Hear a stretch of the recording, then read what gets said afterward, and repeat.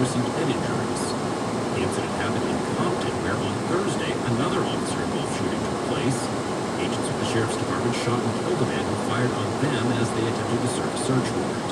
For NPR News, I'm Matt Milne in Los Angeles. As part of his campaign swing through western states, President Trump was in the small town of Minden, Nevada last night, holding a rally there after his initial plan to hold a rally in Reno was dropped out of concern that it would have violated coronavirus guidelines. The president attacked Democrats and repeated unsubstantiated claims about mail-in voting. He also acknowledged firefighters and others battling devastating West Coast wildfires. We want to thank the more than 200,000 people that are working hard and 28,000 firefighters and first responders who courageously and bravely are fighting out there. They are fighting, and it's dangerous. The president is due in California tomorrow to get a briefing on the wildfires. Those fires have killed at least 28 people in California, Oregon, and Washington state since mid-August.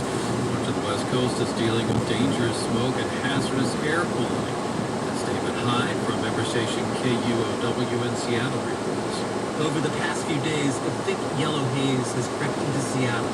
It smells like a campfire as smoke from wildfires raging here and in Oregon continues to cover western Washington state.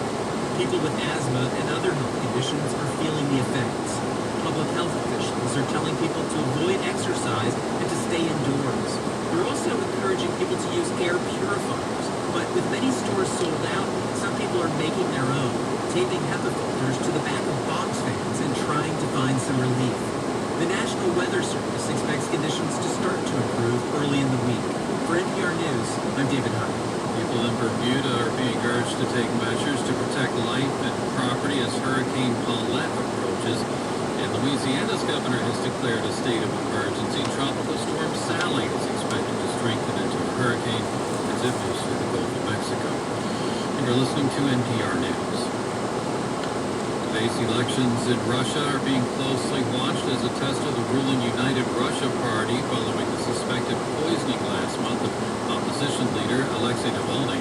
Russians are voting in dozens of local elections. 18 governors are being chosen, and seats in local parliaments and city councils are being decided.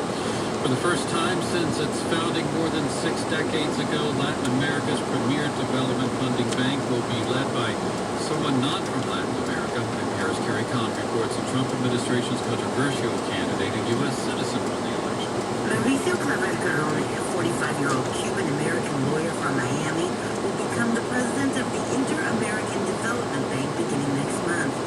Foregoing the bank's long tradition, President Trump nominated Claver Carone, currently his top advisor on Latin America and known for hardline policies toward Cuba and Venezuela.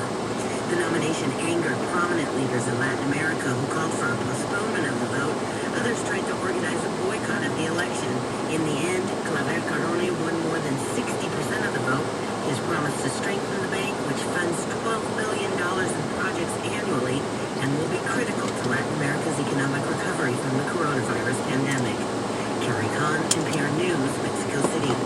Tennis, the men's U.S. Open Championship is being decided today. Dominic Thiem and Alexander Zverev will both be trying to win their first